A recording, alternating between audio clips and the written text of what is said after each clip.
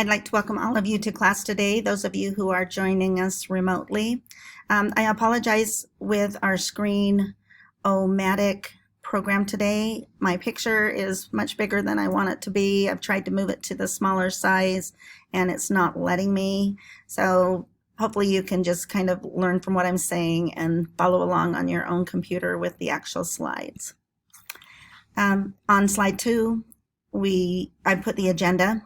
In class, we've done 3 things today: learning log entry, learning about notebook number 3, and finally learning some basics of designs so that when you create your profile or magazine, you'll be able to put it into a design look rather than just an essay format.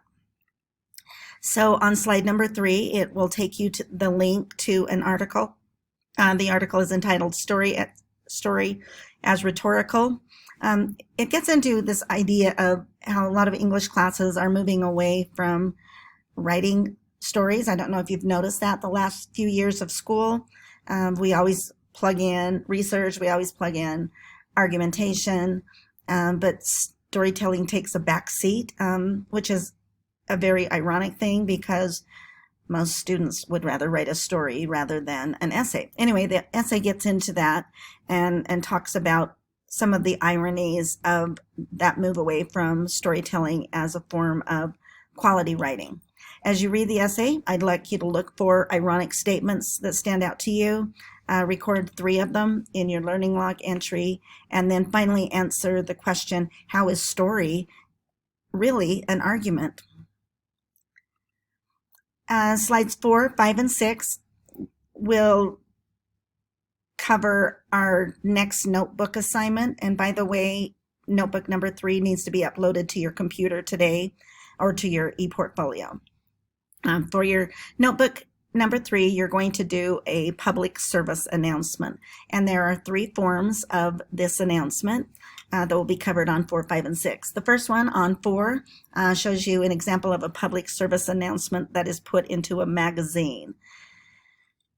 And if you look at the rest of the slide, it will talk about what in the world is a public service announcement and why do we write them, what do you do when you create them. So one of your options can be to create a magazine-looking public service announcement for your topic, like the one that's illustrated on this slide.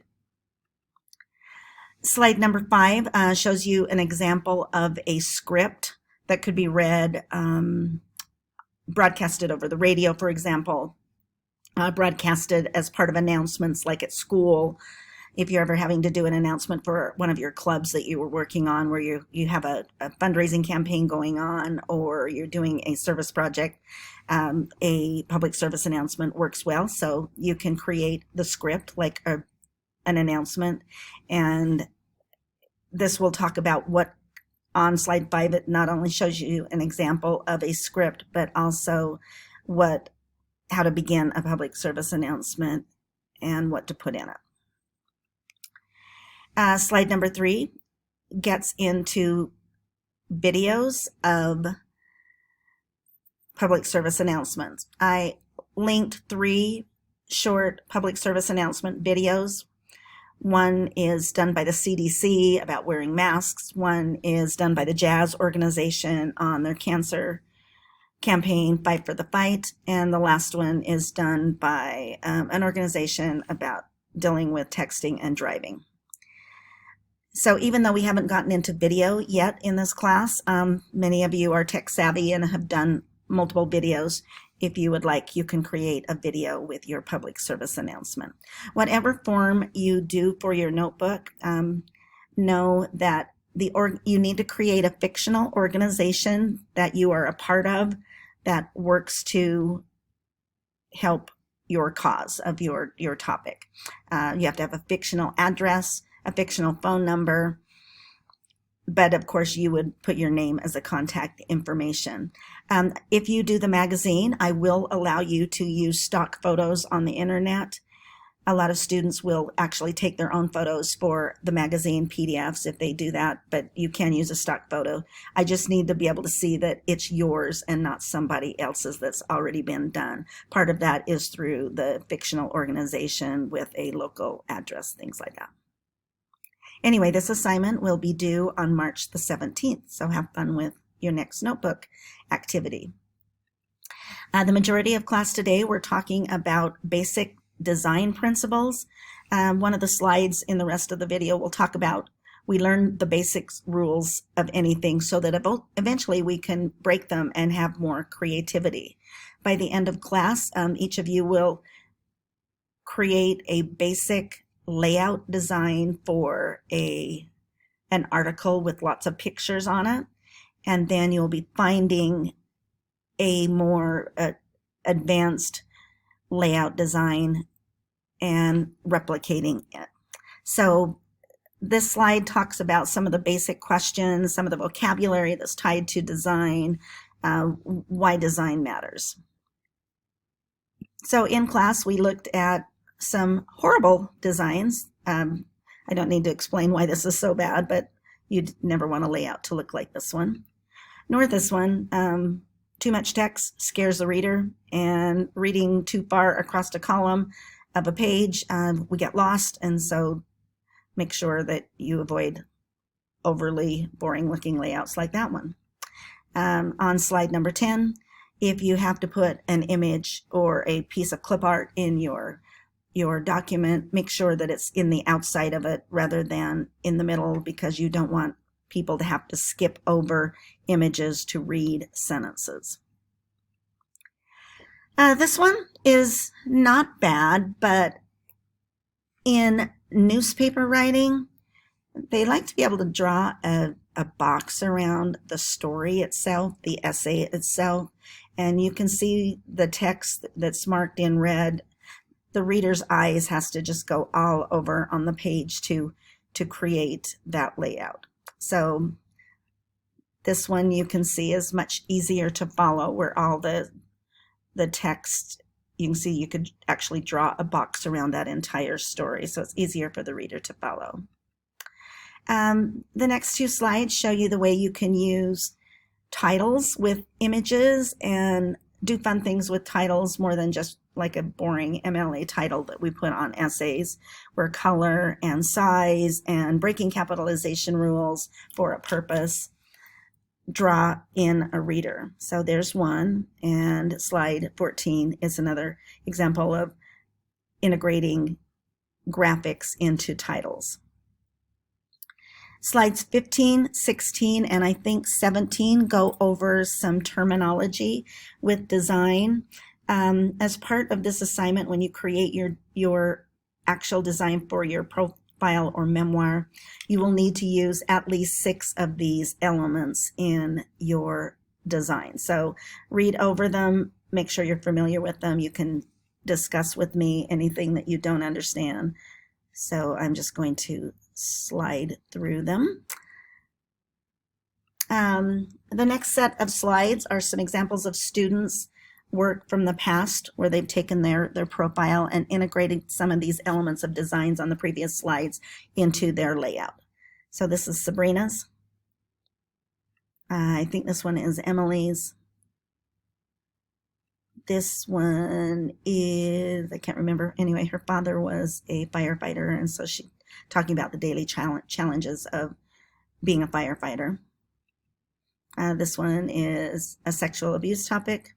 And I showed you this one for another purpose last week in class, but this is a great layout design that shows some of the terminologies. She's integrated lots of them. This girl was a yearbook student, so she's familiar with all of this. I just wanted to show you some examples of yearbook design and how to integrate a lot of pictures on one double page spread.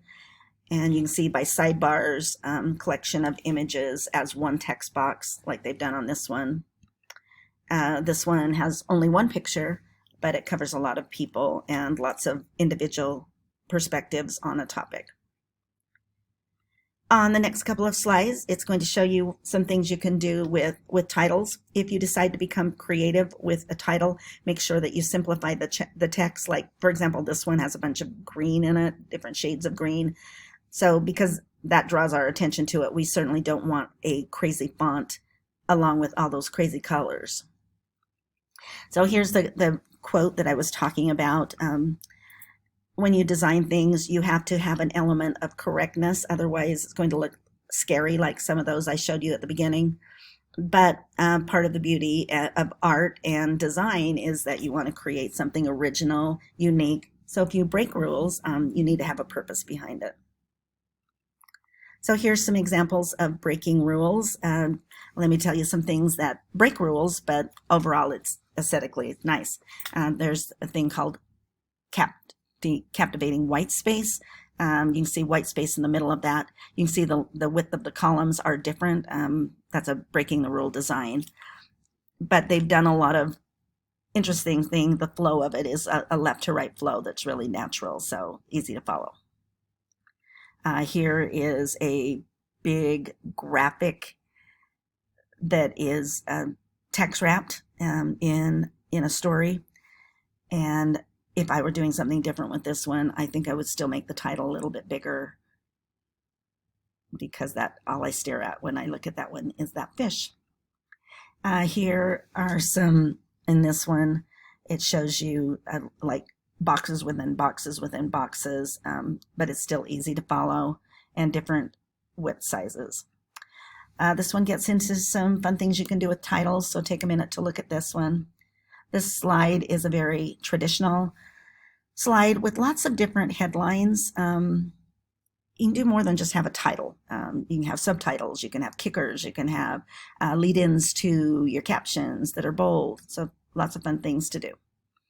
In class, when you get to this slide, I don't have any of this grid paper, but you'll notice when you look at it, you can see a bunch of columns. So in this one, there are 6 columns per page, so there are 2 pages there, 12 going across. With this next one, this is the sample that we did in class. I gave everyone an 8.5 by 14, maybe 11 by 14 sheet of paper, and we created 4 columns on each side by folding it and recreating that layout. So if you can enlarge it and zoom in on it, then recreate that layout on a larger piece of paper. And then your homework is to look in a magazine, find something that intrigues you, and take a second sheet of paper and copy that double page spread for breaking rules with the purpose. And as you're copying their layout on a sheet of paper, kind of think of some of the choices that the graphic designer used to draw interest into the actual story at the end. So that's our assignment. Remember, notebook, you're creating 2 layouts, one that's replicating one that I created on this last slide, and the other one is you find one. If you need paper from me, you can come and get that. You can also, if you want to get with someone in the class that did this layout on the last slide, you can use theirs to copy. So that's our lesson in design. So have a good day. Thank you.